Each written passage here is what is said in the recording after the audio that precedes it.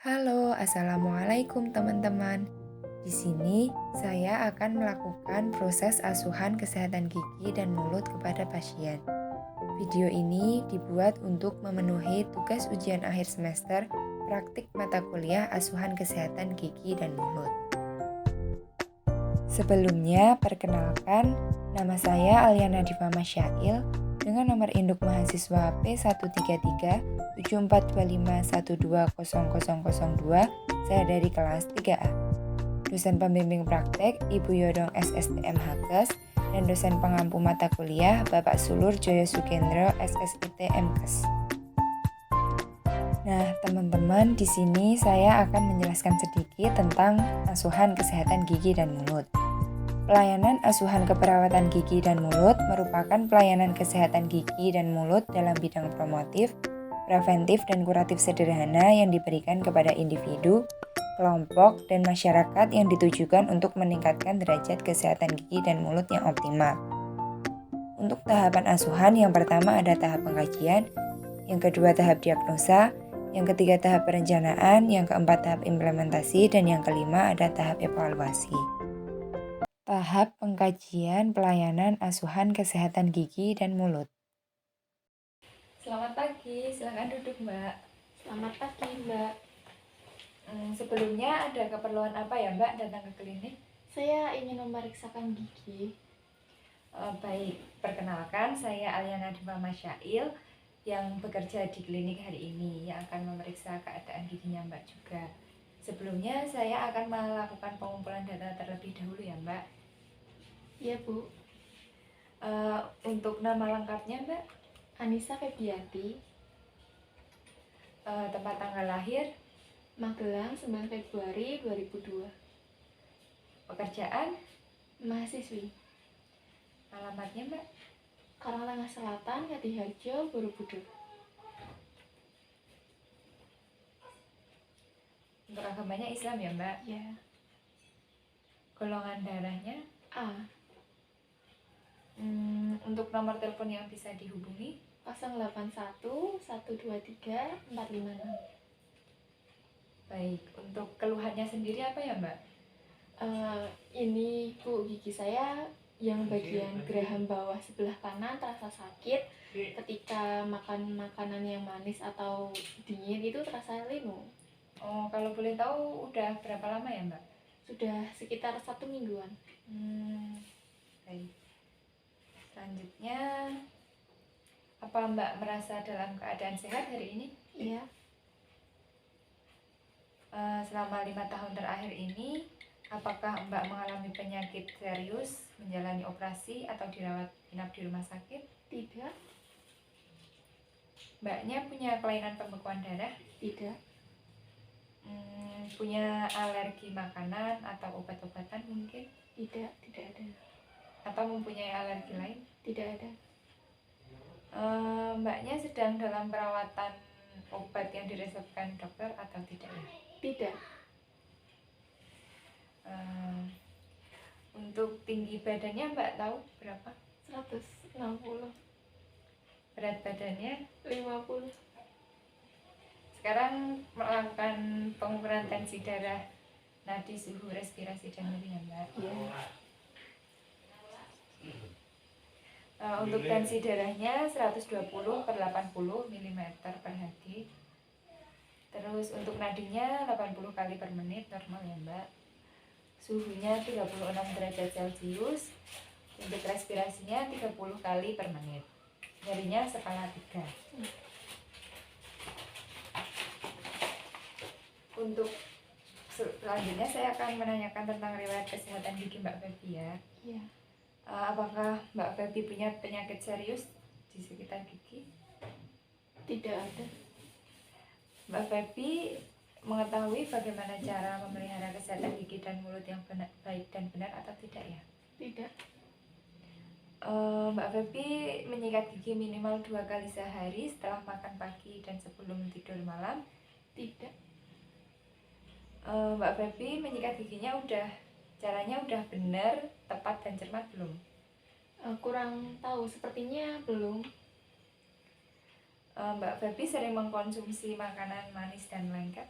Iya, Sering mengkonsumsi buah-buahan atau sayuran? kadang. Mempunyai kebiasaan minum teh atau kopi?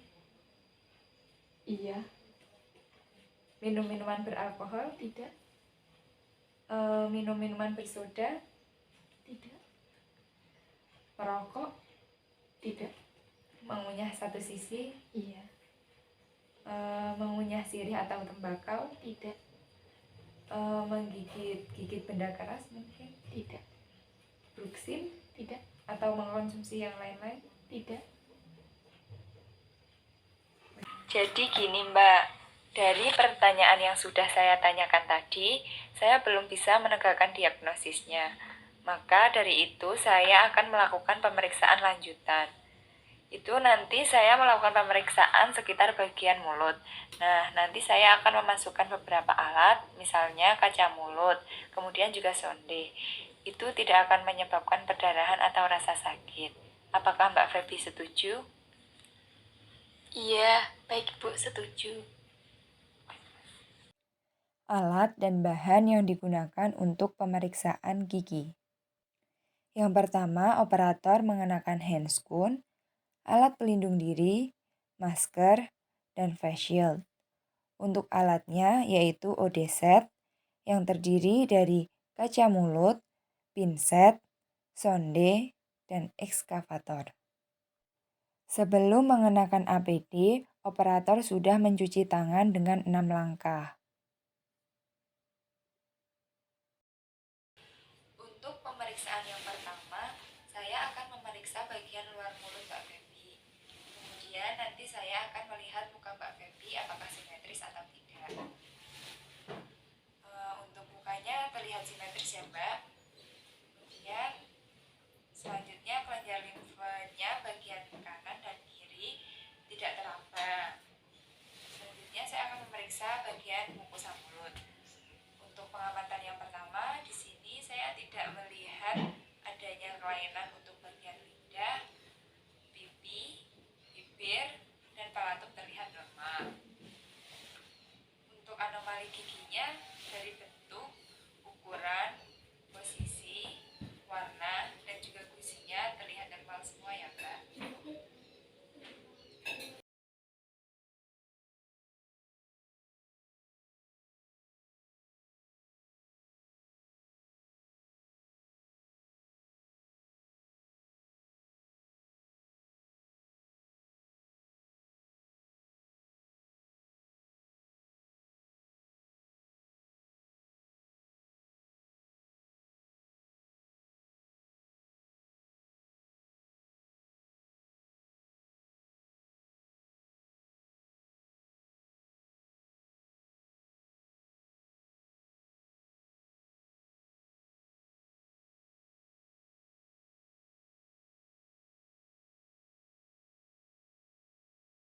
Masuk ke tahap yang kedua yaitu tahap diagnosa pelayanan asuhan kesehatan gigi dan mulut.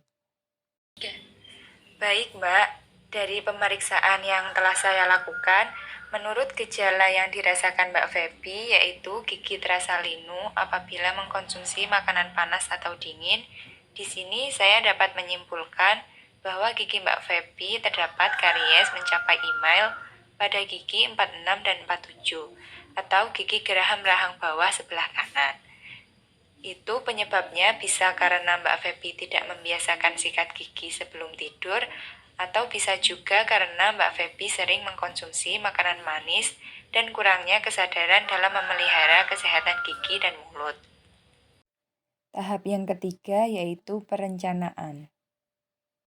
Untuk selanjutnya, tahap perencanaan yang akan dilakukan untuk gigi Mbak Feby yaitu melakukan perawatan gigi dengan cara ditambal menggunakan bahan GIC. Apakah Mbak Feby bersedia dilakukan penambalan gigi? Baik, saya bersedia Bu, supaya gigi saya tidak sakit lagi.